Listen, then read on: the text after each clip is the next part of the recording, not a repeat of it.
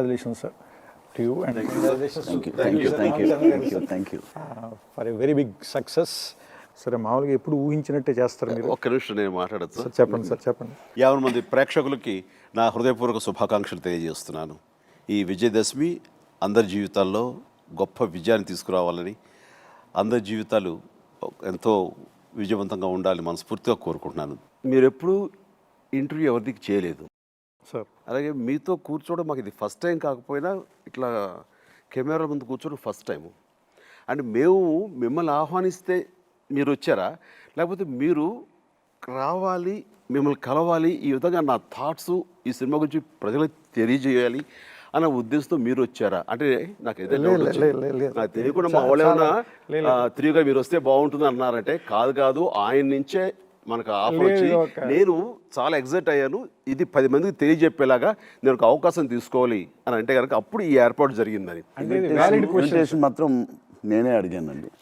దానికంటే కూడా ముందు ఒకటి చెప్తాను సార్, ఖైదీ నెంబర్ 150 రిలీజ్ అయినప్పుడు కూడా నేను సినిమా ఫస్ట్ డే చూశాను. వెరీ నెక్స్ట్ డే మీ ఇంటికి వచ్చి కలిసి నా ఎక్సైట్మెంట్ మీతో పంచుకున్నాను సార్. మర్చిపోలేను. బట్ ఈ సినిమా కూడా ఫస్ట్ డేనే నేను ఆ రోజు నాకు షూటింగ్ ఉన్నా కూడా సాయంత్రం అయ్యేసరికి నా రామలక్ష్మణ్ మాస్టర్లు లాస్ట్ షాట్ నాకు వదిలి వెళ్ళిపోయారు సార్. ఆన్ రికార్డ్ చెప్తున్నాను ఇది. సో దీనికి వాళ్ళు సమాధానం చెప్పాలి.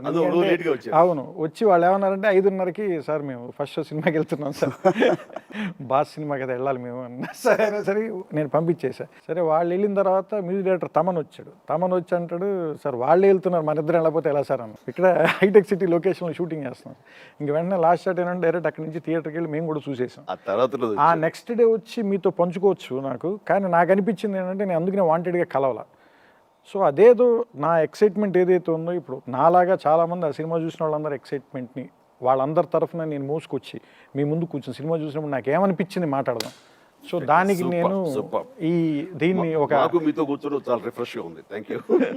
సో అందుకని ఆన్ కెమెరా రావటం సార్. లేదంటే యాక్చువల్గా వచ్చి మీ ఇంట్లో డ్రాయింగ్ రూమ్లో గెలిస్తే నా ఎక్సైట్మెంట్ మీకు మాత్రమే తెలుస్తుంది. So I want every one to know sir. 150 సినిమాలు అంటే దాదాపు మీరు టచ్ చేయని క్యారెక్టర్లు. రాజా విక్రమార్కలో ఫోక్లోర్ చేసేసారు, మైథలాజికల్ కూడా యముడు మూడు లాంటి సోషియో ఫ్యాంటసీ చేసేసారు, అందులో కొంత మైథలాజికల్ టచ్లు కూడా చేశారు. సో అందుకని మీరు టచ్ చేయని ఏరియా అంటూ ఏమీ లేదు. దాదాపుగా అన్ని ఏరియాలు టచ్ చేసిన తర్వాత ఇది నాకు కళ, ఇలాంటి సినిమా చేయడం నాకు కళ అని మీలాంటి వ్యక్తి అంటే ఇప్పుడు అక్కడ అమితాబ్ బచ్చన్ కానీ ఇక్కడ మీరు కానీ లేదంటే రజనీకాంత్ కానీ ఇలాంటి వ్యక్తులు నాకు ఈ క్యారెక్టర్ చేయడం కళ అంటే అది యాక్చువల్గా కొంచెం న్యూసే.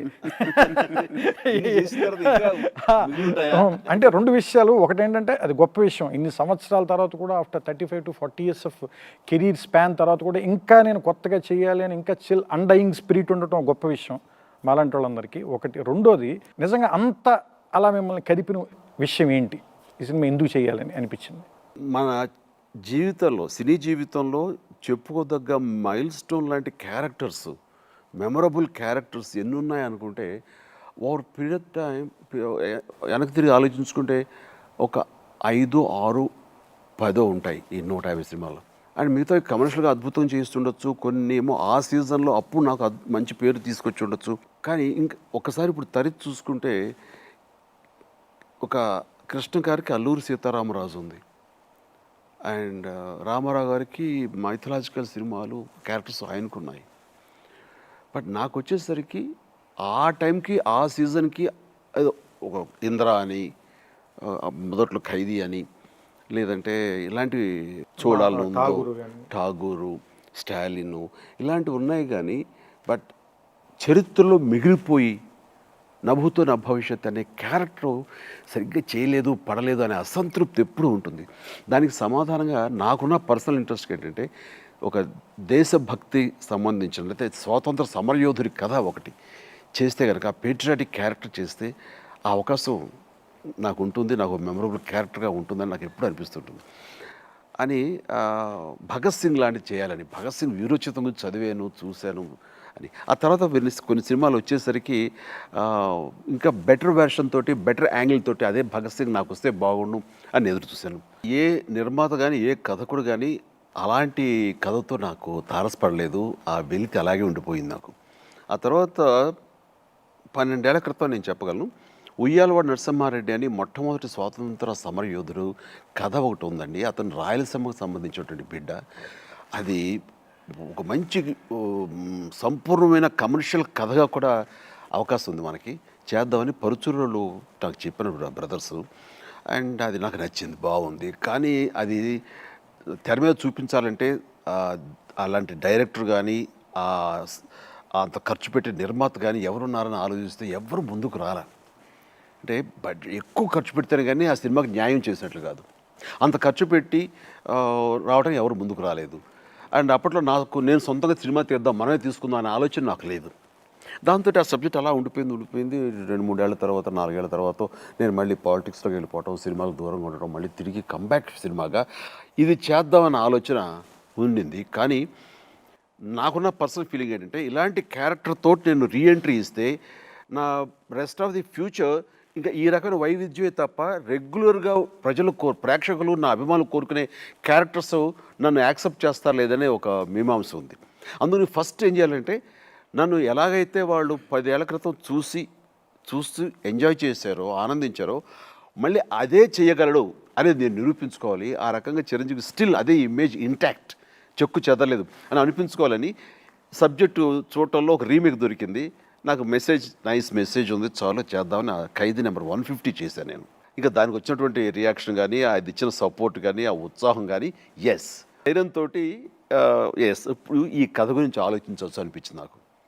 అయితే ఈ బడ్జెట్ వచ్చేసరికి ఇప్పుడున్న ఎఫెక్ట్స్ కానివ్వండి, విఎఫ్ఎక్స్లు ఇవన్నిటితోటి అత్యద్భుతంగా చూపించవచ్చు నమ్మకం నాకుంది.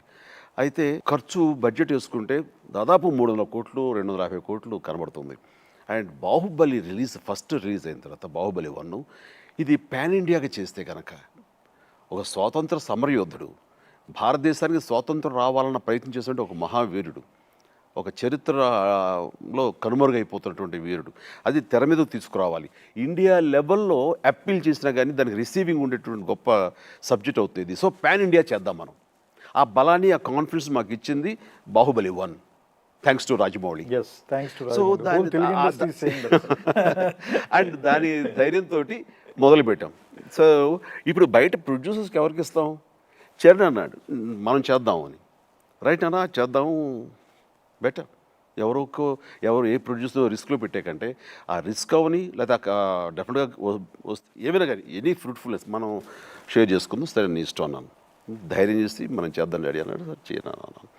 ఆ రకంగా ఇది తెర మీదకి రావడానికి దోహదపడి. ఖైదీ నెంబర్ 150 తీయటం ఒక పెద్ద సాహసం. ఎందుకని మీరు మామూలుగా మీ తాలూకు ఏమంటారు, మాకేమీ డౌట్లు లేకపోయినా మీకు చాలా డౌట్లు ఉన్నాయని నాకు అనిపిస్తుంది. ఇప్పుడు మీరు మాట్లాడుతుంటే మళ్ళీ నన్ను ఎలా రిసీవ్ చేసుకుంటాను, మాకే డౌట్లు లేవు. మీ అభిమానులుగా కానీ ప్రేక్షకులుగా కానీ పెద్ద సినిమా అనేది ఐ థింక్ ఆ స్క్రిప్ట్ లెవెల్లోనే ఇట్స్ బికమ్ బిగ్. నెక్స్ట్ దాన్ని మనం ఫెసిలిటేట్ చేస్తూ ఒక మంచి టెక్నీషియన్స్ని అందరినీ పోగు చేసి that's all we did. Nothing big. లేదు అంటే సగం పని ఆయన చేస్తారు, ఆయన స్క్రిప్ట్ లెవెల్లోనే చేస్తారు. ఎగ్జిక్యూట్ చేయడం అంత ఈజీ కాదు కదన్నా. ఎగ్జిక్యూట్ చేయడం అంత easy management of people. Director next important దీనికి. సో పరుచూరి బ్రదర్స్ నా ఎబిలిటీస్, నా ఇన్వాల్వ్మెంటు ఇవన్నీ ఎప్పటి నుంచో ఘరణమొగుడు, గ్యాంగ్ లీడర్ నుంచి చూస్తున్నటువంటి పరుచూరు సోదరులకి ఈ సినిమా మీరే డైరెక్ట్ చేయాలని, రైట్, చేయగల దమ్ము ధైర్యం నాకుంది, మీకు కాన్ఫిడెన్స్ ఉంది.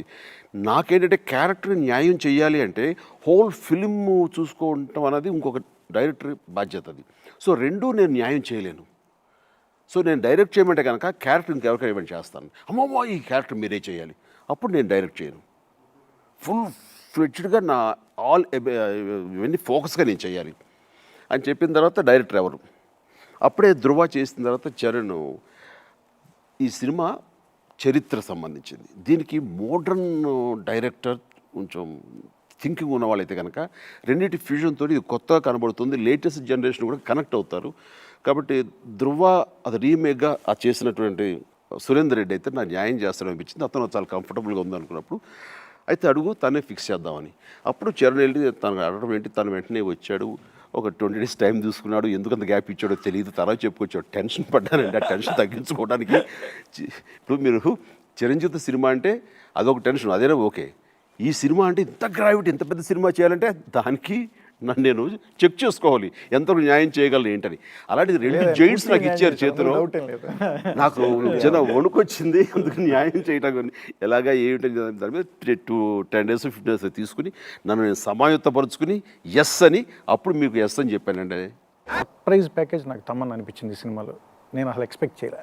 అవును, నేను ఎక్స్పెక్ట్ చేయలేదు. ఫస్ట్ హాఫ్ చూసి ఏంటి అంతవరకు ఉంటుంది అమ్మాయి వదిలేసారు character ఏంటి అంత పెద్ద అమ్మాయిని, ఇంక సర్లే ఇంకా లేదు అంత పెద్ద సినిమాలో కుదరదు కదా, ఇంకొక స్టేజ్ దాటిన తర్వాత ఎవరి వల్ల కాదులే అనుకున్నా కానీ నేను సెకండ్ హాఫ్లో కరెక్ట్గా సాంగ్తో తీసుకురావడం, కరెక్ట్గా ఎక్కడ లేపాలో అక్కడ సాంగ్తో లేపారు. ఆ సాంగ్ కూడా చాలా చాలా మంచి రైట్ మూమెంట్లో ఎక్కడ ఉండాలో ఆ సైరా అనే సాంగ్. అంటే గొప్ప స్వాతంత్ర వీరుడికి యాక్చువల్గా అంతే కదండి. ఇప్పుడు బాలగంగాధర్ తిలక్ ఏం చేశాడంటే జనం అందరికీ కూడా ఫ్రీడమ్ మూమెంట్ అనేది జనానికి తెలియాలి. అప్పట్లోనేమో ఈ బ్రిటిషర్స్ ఎనీ ప్రొసెషన్ ఆపేసేవారు. అందుకే నేను ఏం చేశాడంటే గణపతి బప్ప మోరియార్ అనే ఒక స్లోగన్ పెట్టి యాక్చువల్గా ఫ్రీడమ్ మూమెంట్స్. అందుకని బాంబేలో ఇప్పటికీ చూడండి గణపతి పండాల్స్ ఆయన మొదలుపెట్టినవి తీసుకెళ్ళి దాన్ని నిమజ్జనం అనే వంక పెట్టి అందరినీ యునైట్ చేసి ఫ్రీడమ్ గురించి మాట్లాడుతూ తీసుకెళ్ళి యాక్చువల్గా గణపతి నిమజ్జనం చేసి తీసుకొచ్చేవాడు సార్. సో అంటే జనానికి ఏమంటారు దాన్ని, అంతమందికి విషయం తెలియటం కూడా చాలా ఇంపార్టెంట్. సో ఆ విషయం తెలియటానికి తమన్నానే మ్యూజికల్గా కూడా కంపోజిషన్ కూడా చాలా బాగా చేశారు అమిత్ త్రివేది. ఆ ఒక్క సాంగ్ అద్భుతం అండి. సార్ ఆ డెత్ నేను భయపడ్డా నిజంగా. దానికి మన ఇక్కడ సిరివెల సీతారామ శాస్త్రి గారి గురించి చెప్పుకోవాలండి. మీరు ప్రతి పదాన్ని ప్రతి మాటని చూడండి, అది ఎంత క్యారెక్టర్ ఎంత రిఫ్లెక్ట్ చేస్తుందో ఆనాటి మొత్తం వచ్చేసింది పాటలు. చావుని జయించి పుట్టాడు, ఆ చావే దీర్ఘాయుష్మానుభావాన్ని దీవించింది. అలాంటి రేనాటి వీరుడు అంటూ ఆ వాడిన పదాలు కానీ ఆ మాటలు కానీ ఆ పొందికి కానీ ఆ నడక కానీ hats off to Sirivennela Seetharama Sastri garu. అద్భుతం అండి.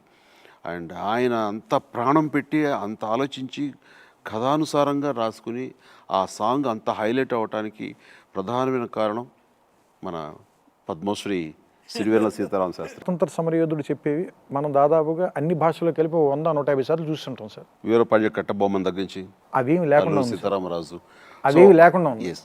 అది సురేందర్ రెడ్డి ఆ సినిమాల్లో ఉండే వెర్బటం కానీ ఆ మాటలు కానీ అవి రాకుండా కొత్తగా ఉండాలి నాకు. అదే వచ్చి అదే మాట్లాడుతూ ఉంటే కరెక్ట్ కాదు అని ఇతను చెప్పిన దానికి బుర్రా సాయిమాధవ్ గారు ఇచ్చిన ఇన్పుట్స్ హ్యాట్స్ ఆఫ్.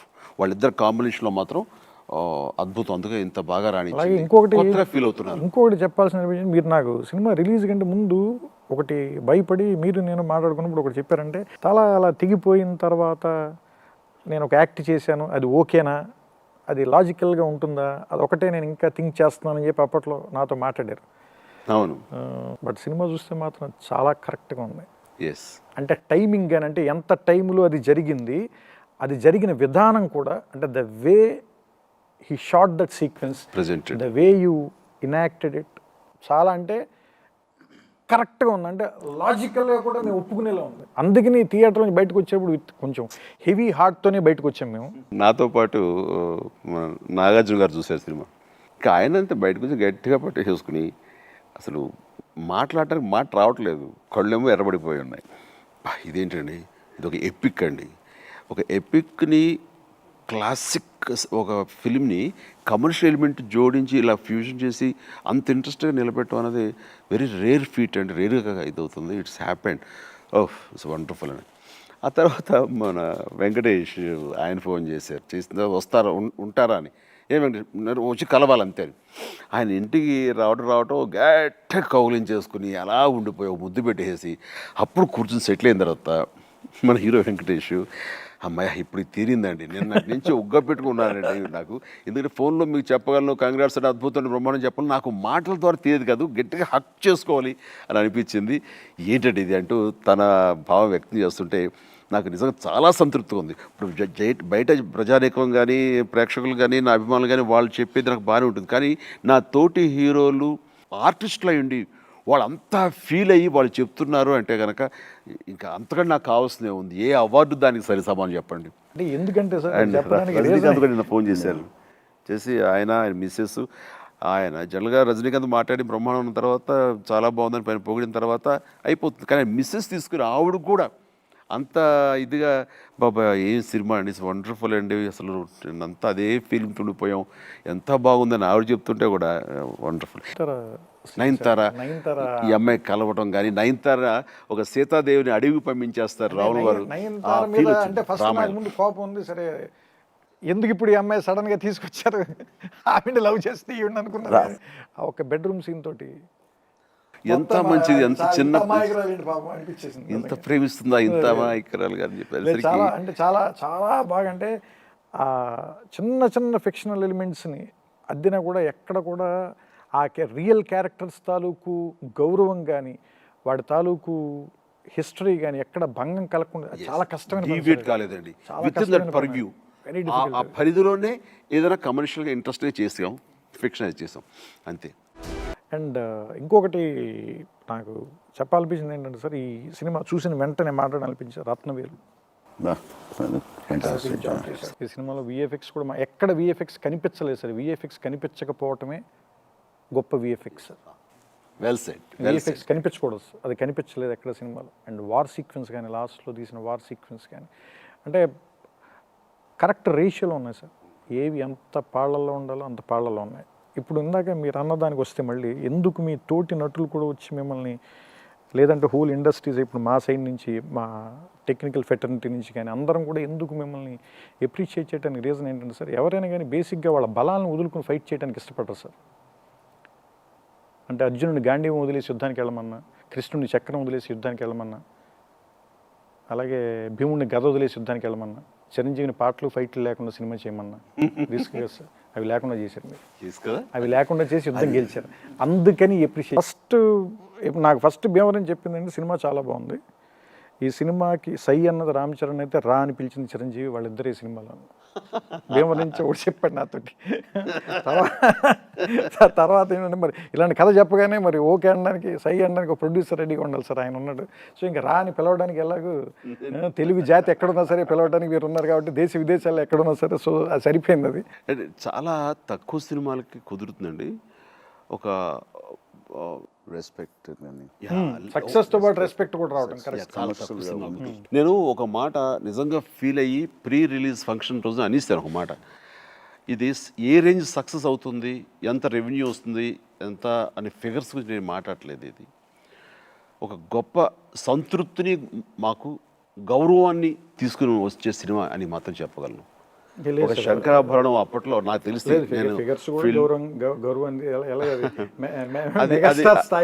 అది ఎట్లాగానే దాని గురించి నేను కానీ తను కానీ ఫిగర్స్ గురించి కొనుక్కున్న వాళ్ళు మాత్రం లాభించాలి, డబ్బులు చేసుకోవాలి మనస్ఫూర్తిగా కోరుకుంటామండి. చరణ్ గారు తీసుకున్న డెసిషన్ చాలా మంచి డెసిషన్ సార్. రంగస్థలం లాంటి సూపర్ హిట్ తర్వాత నేను నెంబర్స్ చెప్పను, ఎందుకంటే అది మామూలుగా మీడియాకి డిస్ట్రిబ్యూటర్లు వాళ్ళు మాట్లాడుకోవటం అనేది ట్రేడ్ మాట్లాడుకోవాల్సిన అవసరం అనేది వాళ్ళు మాట్లాడుతున్నారు, బిజినెస్ అది అది మనం మాట్లాడడం అనవసరంగా ఆడియన్స్ ని ఫ్యాన్స్ ని రెచ్చగొట్టడం మంచిది కాదని. వండర్ఫుల్. తను తీసుకున్న డెసిషన్ కి చిన్నోడైనా సరే ఐ అప్రిషియేట్ అండి, డెఫినెట్గా మంచి డెసిషన్. ఆ డెసిషన్ దృష్ట్యా ఈ సినిమాకి సంబంధించి ఎన్ని 100 కోట్లు చేస్తుంది అనేది ఎక్కడ ఫిగర్స్ మాత్రం అనవసరం పోస్టర్స్, అది ఎలాగో ట్రేడ్ మాట్లాడుకోవాలి, ఎలాగో మాట్లాడుతుంది సార్. అంటే ఈ విషయం నేను మిమ్మల్ని అడగాలనుకుంటున్నాను. అసలు ఫస్ట్ ఈ సినిమా ఆయన చేయాలని కూడా ఆయనకి ఎప్పటి నుంచో కళ. అసలు మీరు ఎందుకు ఇన్వాల్వ్ అవ్వాలనిపించింది మీకు ఇందులో? ఆయనకున్న ప్యాషన్, ఆయన వెయిట్ చేసిన ఈ 10 years, ఆయన ఆలోచన దీని మీద, ఆయన ఎలాగ తీయాలనుకుంటున్నారు, ఇవన్నీ క్యూములేట్ చేస్తే ఒక బిజినెస్ మ్యాన్ కాదు, ఆయన థాట్ నుంచి వచ్చిన ఎక్స్టెన్షనే ఇది, ఈ పోస్ట్ అనేది తప్ప నాలో కొత్తగా వచ్చిన థాట్ కాదు. సో ఆయనకున్న ప్యాషన్కి ఎక్స్టెన్షనే. ఫైనాన్షియల్ సైడ్ ఎవరైనా చూసుకుంటే బాగుంటుంది. ఒక కుటుంబ సభ్యుడు అయితే జంకకుండా కొంచెం ఎక్కువైనా ఒక స్కెడ్యూల్, కొన్నిసార్లు బడ్జెట్ ఎక్కువ అయిపోయిన తర్వాత ఒక పెద్ద మీటింగ్ ఇప్పుడు అందరు పెట్టేసి ఇంకా సినిమా ఆపి అవన్నీ చేసేసరికి దానికి మళ్ళీ ఒక డిఫరెంట్ రిపర్కషన్స్ ఉంటాయి. అలా ఆపినందుకు మళ్ళీ బయట అంటే వెనుకంచి వేయకూడదు. ఎలాగా ఏంటో ఆగిపోయిందంటే బడ్జెట్ కన్స్ట్రెయిన్ వల్ల సినిమా ఆగిపోయింది, ఒక రీవిజిట్ చేస్తున్నారు స్క్రిప్ట్ని, నెక్స్ట్ స్కెడ్యూల్స్, ఇవన్నీ కూడా మళ్ళీ బ్యాడ్ టాక్ కూడా వెళ్ళొచ్చు. ఎంతో కొంత రిస్క్ తీసుకోవాలంటే I feel only a family member who understands him and the respect or the ఇది for the cinema he has, ఏ విధంగా ఆగకూడదు బండి, అంతే. మీరు కాకుండా సార్ ఈ సినిమాలో యాక్టింగ్ చూస్తే first thing no doubt all time great Amitabh Bachchan garu sir. నేను నిజంగా అంటే ఏ భాషలో ఉన్నా ఆయన మాట్లాడక్కర్లా, నుంచుంటే చాలు. యాక్చువల్గా కొందరు ఫోటోలు పెడితే వర్కౌట్ అవుతుంటారు చూసారు, అలాగే ఆయన మామూలుగా ఆయన కట్అవుట్ చాలు, ఆయన ఉంటే సరిపోతుంది నిజంగా. వాళ్ళందరికంటే నిజంగానే యాక్చువల్గా హిస్టరీలో ఉంది సార్, వాళ్ళందరికీ ద్వీపాంతరం వేస్తారు సార్, అండమాన్ పంపించినట్టు ఆ బ్యాచ్. సో అది గోసాయి వెంకన్న ఆయన. సో ఆ క్యారెక్టర్కి ఒకటి చాలా అంటే రైట్ అంటే స్టేచర్ ఉన్నాయని పట్టారనిపించింది. అంటే అది ఊహించాం ఎవరం బేసిక్గా దాన్ని, ఆయన్ని కాస్ట్ చేసిన ఊహ రాదు సామాన్యంగా. అది విజయ్ మనోడే డైరెక్టర్ సురేందర్, ఆయన అయితే బాగుంటుంది, మీరు మాత్రమే ఆయన్ని తీసుకురాగలరు, అందుకే నేను ఊహించాను, అడుగుతున్నాను ప్లీజ్ ఆయనైతే బాగుంటుంది అన్నాడు. అవును నిజం, ఎందుకంటే మీరు కూడా సరెండర్ అవ్వటానికి, సరెండర్ అయినా మాకందరికి కూడా బిలీవబుల్గా అనిపించడానికి చాలా కరెక్ట్ క్యారెక్టర్ అనిపించింది. నిండుదాని వచ్చిందండి ఆయన ప్రెజెన్స్. మోస్ట్ సాటిస్ఫైయింగ్ రోల్స్ చేసిన వాళ్ళు సుదీప్, జగపతి బాబు గారు అండ్ విజయ్ సేతుపతి. ఎందుకంటే అసలు ఎస్పెషల్ సెకండ్ హాఫ్ వచ్చిన డ్రామా సీన్ మాత్రం అసలు వాళ్ళు ముగ్గురు చింపేశారు sir. And Jagath Babu climax scene sir, look sir, అంటే మీరు బతుకున్నాడు అని తెలిసిన తర్వాత తను అంతర్మతం ఉంది సారా, అన్బిలీవబుల్ ట్విస్ట్. బాగా నచ్చిన సీన్ అసలు హోల్ సినిమాలో ఆయన క్లైమాక్స్ అయితే, దానికి ముందు ఈ సీన్ ఏది మాట్లాడకుండా ఫుల్ పర్ఫార్మెన్స్ జగత్ బాబు గారు అలా చనిపోవటం కూడా ఆయన చంపుకుని చనిపోవటం. వాళ్ళ అబ్బాయి చేసిన అతను ఉన్నాడు కదా, ఆడు వెళ్ళిపోతుంటే ధ్రువాలో one of the my friends colleagues. పేరు పేరున ప్రతి ఒక్కరిని చెప్పాలి, అవకాశం లేక చెప్పలేకపోతానేమో కానీ ప్రతి ఒక్కళ్ళు కూడానండి. అందుకనే ఈ సినిమా గురించి చెప్తే ఒక విషయం అండి, కథలో ఇంతమంది ఉండబట్టి వీళ్ళ వలన సినిమాకు అందం వస్తుంది, ఆ కథకు అందం వస్తుంది. కానీ ఇక్కడ చెప్పాల్సి వస్తే కథ ఇస్ సో పవర్ఫుల్, అది కోరుకుంటుంది నాకు అమితాబ్ బచ్చన్ కావాలి, తీసుకురా, ఇంకోళ్ళని తీసుకురా, వీళ్ళని తీసుకురా, వాళ్ళని తీసుకురా. కథ ఇస్ సో పవర్ఫుల్, అదే అందరినీ ఆకర్షించుకుంది. ఆ ఆకర్షణ ఇప్పుడు రాసే వరకే మనం రాజులం సార్, తర్వాత దానికి మనం బానిసలం. అది చెప్పింది మనం వింటమే. మంచి మాట కవిగా, చాలా మంచి మాట. మనం ఏం చేయలేము, అది అడుగుతుంది, అది డిమాండ్ చేసినవన్నీ మనం కంప్లీట్ చేయాలి అంతే సార్. మనకు అంతకుమించి మన చేతులు ఏమి ఉండదు. అది జరిగింది సినిమాకి.